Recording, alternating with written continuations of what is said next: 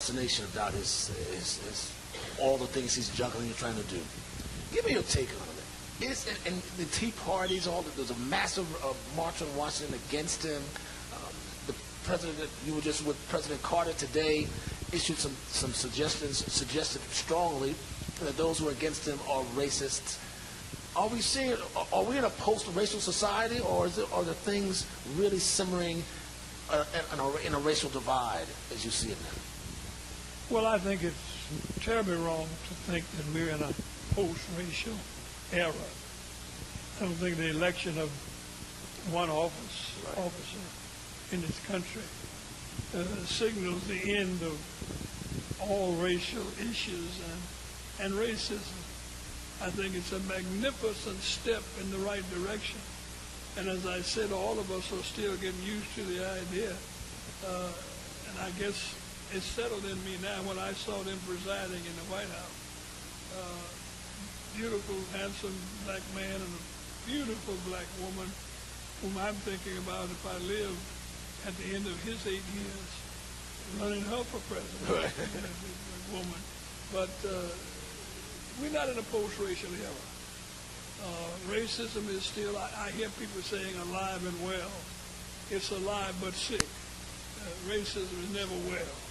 Racism is a disease and it's a sickness. And we ought not call it alive and well. Is it rearing its ugly head even more now? I mean, it seems like there's a retrenchment of the far right. Well, wherever there's a revolution, and when this country elected an African-American president, that was revolutionary. And whenever there's a revolution, there is a counter-revolution. And we're witnessing a counter-revolution in this country. It's a new America. I preached a sermon last Sunday on the joy of a new beginning.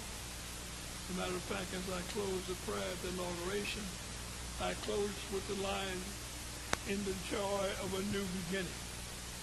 Well, there are a lot of people who are not happy with the new beginning. It doesn't fit the mold of the America they visualize, which is still racist oriented. And so they're working to set back America, to turn back the clock. The Bible says that the children of darkness are wiser than the children of light. And my interpretation of that is that the children of darkness work harder. They're better organized.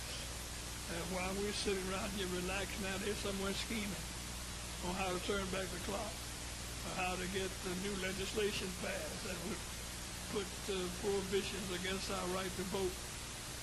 They're finding ways of putting out misinformation about the health care reform and all those kind of things. They're talking about a murder panel that'll be provided for elderly people once the health reform has taken place.